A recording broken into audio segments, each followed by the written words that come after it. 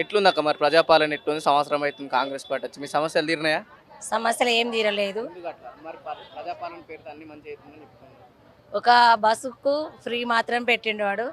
మా హామీలు అన్ని ఇచ్చినట్టు కదా మరి. మాకు ఏది అందలేదు ఇంతవరకు. ఉచిత హామీలు ఏమి అందలేదు. పిఏపి డబ్బుల కాడ కూడా మాకు అవి పడతలేవు, వస్తలేవు. చాలా ఇబ్బందితోటి చాలా జీతంతో బ్రతుకుతున్నాము. 4 గంటల రాత్రి లేసి వచ్చి మేము ఎవరిని కొన్ని మంచినీళ్ళు అడిగినా మున్సిపాలిటీలా అబ్బో లేవు పో అని ఇండ్లల్లా రోడ్ల మీద ఈ మున్సిపాలిటీలకు మీకు మా సాఫ్ చేయాలి, మేము నీళ్ళు ఇవ్వాలి, మీకు మా సాఫ్ చేయించుకుంటాం కానీ నీళ్ళు ఇవ్వం మేము నీకు ఛాయకు పైసలు ఇవ్వాలా.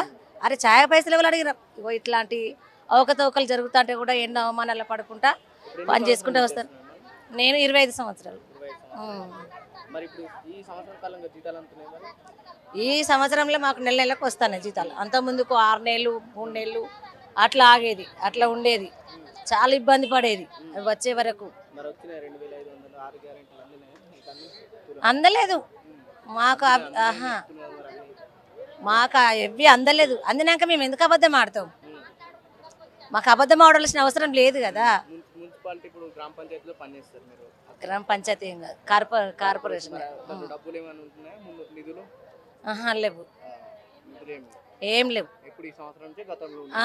అంత ముందుకు లేవు, ఎప్పుడు లేవు. మాకు చేసుకొని తింటేనే బతికే అంత ఆ కూలీ చేసుకునే వాళ్ళ లెక్కనే మా బ్రతుకులు అవుతున్నాయి. కానీ మాకు పర్మనెంట్ కావాలనే ఆరాటంతో చేస్తాము. చెయ్యలేదు, ఆ మాట తప్పిండనే మేము ఇప్పుడు ధర్నాకి వచ్చినాం ఇక్కడికి. మాకు జీతం అన్నా పెరగాలి, జీతం పెరగాలి, పర్మనెంట్ కావాలి, మాకు అన్ని సౌకర్యాలు మాకు అన్ని అందియాలి. ఎవరికన్నా ఏమైనా దెబ్బలు తాకినా, యాక్సిడెంట్లు అయినా, చనిపోయినా మాకు అన్ని విధాలుగా అన్ని హక్కులు మాకు వచ్చేటట్టు కావాలనే పోరాటం చేయడానికి ధర్నాకి ఇక్కడికి వచ్చినాము. మేము మున్సిపాలిటీ కార్మికులము. వరంగల్ నుండి హైదరాబాద్కి వచ్చేసాము. రేవంత్ రెడ్డి గారు ఇచ్చిన ఆదేశాల మేరకు మాకు ఇస్తున్న అన్ని కూడా ఇవ్వాలి, తను చేసిన చేయాలి. జీతాలు 6 గ్యారెంటీలు అందలేదు, ఇంకా అది రాలేదు. సిలిండర్ వస్తుంది, 2500 రాలేదు. కార్మికులందరికీ వేతనాలు పెంచాలి. 20 సంవత్సరాల నుండి చేస్తాను. పర్మనెంట్ చేస్తాను, చేయలేదు, చేయాలి. 20 సంవత్సరాల కాండి చేస్తున్నాము, సరైన సమాధానం లేదు. జీతాలు సరిగ్గా రావట్లేదు, వచ్చినా కూడా సరిపోవట్లేదు. అసలుకే రేవంత్ రెడ్డి చెప్పిన మాట ప్రకారంగా మాకు ఇవ్వట్లేదు. మేము లేనిదైతే మున్సిపాలిటీ డ్యూటీలో మాకు పని అన్నది ఏమైతే లేకుండా చేస్తారు వాళ్ళు. మేము లేనిదైతే అక్కడ కరోనా టైంలో కూడా మేము చేయగలిగినాము డ్యూటీ. చీకట్లో లేచి 5 గంటల రాత్రి లేచిపోతాము. చాలా వరకు అయితే మున్సిపాలిటీ కార్మికులు చాలా వరకు వెధవరాలు, భర్తలు లేని వాళ్ళు చాలా మంది ఉన్నారు. వాళ్ళు కూడా చాలా వరకు కష్టపడతారు. మేమైతే చిన్న పిల్లల కానుంచి వదిలేసి వచ్చి చేస్తాను కనుక మాకు సరైన జీతాలు కావాలని ఇక్కడికి వరంగల్ నుండి ఇక్కడికి వచ్చాము. ఒకవైపు అసెంబ్లీ నడుస్తుంది, మరోవైపు మీరు ధర్నా చేస్తున్నారు. సమస్యలు గత కొన్ని సంవత్సరాలుగా ఈ సమస్యలు ఎదుర్కొంటున్నారు. మున్సిపాలిటీ కార్మికులు ఎదుర్కొన్న సమస్యలు ఎన్నో మీటింగ్లు పెట్టినా, ఎన్నో నిరసనలు తెలిపినా ఇక్కడ కూడా పూర్తి స్థాయిలో పరిష్కారం అవుతలేరు కదా. ప్రస్తుతం ఉన్న ప్రభుత్వానికి ఏమి చెప్తారు? హామీ ఇచ్చింది పర్మనెంట్ చేస్తా అని, ప్రస్తుతం ఇక్కడ కూడా వాళ్ళు ఇచ్చిన మాట అయితే ఇక్కడ కూడా ఇప్పుడు పైకి వస్తలేదు కదా, ఏం చెప్తారు? ఈరోజు తెలంగాణ రాష్ట్ర వ్యాప్తంగా వివిధ మున్సిపాలిటీలలో పనిచేస్తున్న సుమారు 60,000 మంది మున్సిపల్ సిబ్బంది సమస్యల పరిష్కారం కోసం హైదరాబాద్ ఇందిరా పార్క్ వద్ద ఈ ధర్నా చౌకలో ధర్నా కార్యక్రమాన్ని నిర్వహించడం జరుగుతుంది. కాంగ్రెస్ ప్రభుత్వం అధికారం చేపడితే పారిశుద్ధ్య కార్మికుల సమస్యలన్నీ పరిష్కరిస్తామని, ముందుగా వారందరికీ కనీస వేతనం నిర్ణయించి పర్మనెంట్ చేస్తామని రాష్ట్ర ముఖ్యమంత్రి గారు తమ ఎన్నికల మేనిఫెస్టోలో ప్రకటించడం జరిగింది. రాష్ట్రంలో కాంగ్రెస్ ప్రభుత్వం అధికారం చేపట్టి సంవత్సర కాలం పూర్తయింది. సంవత్సర కాలం పూర్తయినప్పటికీ మున్సిపల్ కార్మికుల సమస్యల పట్ల రాష్ట్ర ముఖ్యమంత్రి గారు ఏమాత్రం పట్టించుకోని పరిస్థితి ఉంది. ముఖ్యంగా మున్సిపల్ శాఖ మంత్రిగా రాష్ట్ర ముఖ్యమంత్రి గారే ఈ శాఖ బాధ్యతను తీసుకోవటం జరిగింది.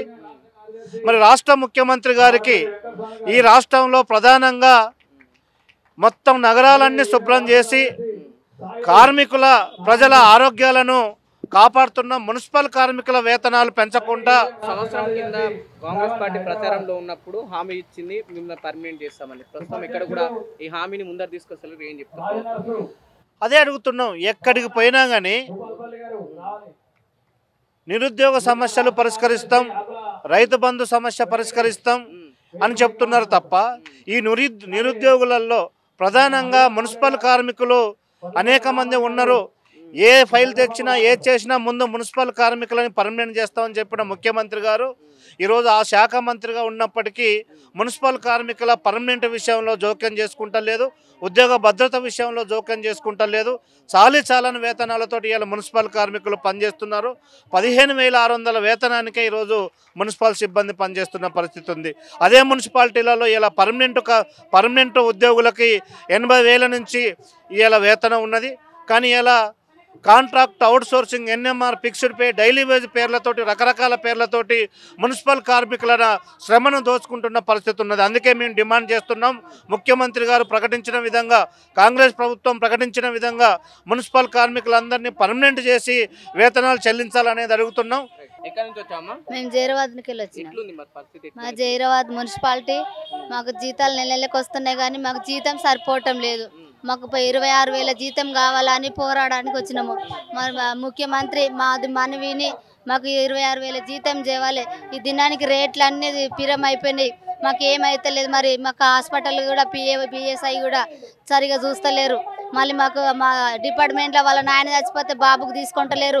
మరి దానికి సంబంధించి మాకు అన్ని కార్యక్రమాలు జరిపించాలని మేము ఇచ్చిన దాకా పోరాడతామని చేస్తాం. రైట్, ఇది పరిస్థితి ధర్నా చౌక్లో. అయితే పూర్తిగా ఏదైతే రాష్ట్రంలో ఉన్న మున్సిపాలిటీ కార్మికులంతా ధర్నా చౌక్లో ధర్నా చేయడం జరుగుతుంది. గతంలో రేవంత్ రెడ్డి గారు ఆ ప్రచారంలో ఉన్నప్పుడు వాళ్ళకు మేము వచ్చిన వెంటనే మీకు పర్మనెంట్ చేస్తాం, మీకు ఆ పూర్తి స్థాయిలో జీతాలు పెంచుతామని ఇచ్చిన హామీ సంవత్సరం అయినా కూడా ఇక్కడ కూడా వాళ్ళ సమస్యను పట్టించుకుంటలేదు. ఈరోజు ధర్నా చౌక్లో పెద్ద ఎత్తున రాష్ట్ర వ్యాప్తంగా ఆ తరలి వచ్చిన కార్మికులంతా ధర్నా చేయడం జరుగుతుంది. చూద్దాం రేవంత్ రెడ్డి ఇకనైనా వీళ్ళ సమస్యలు పట్టించుకుంటారా లేకుంటే ఇలానే వదిలేస్తారనే విషయాలు కూడా మేము చూడాల్సిన అవసరం. కెమెరామెన్ కిరణ్తో పవన్, మిర్రర్ టీవీ, హైదరాబాద్.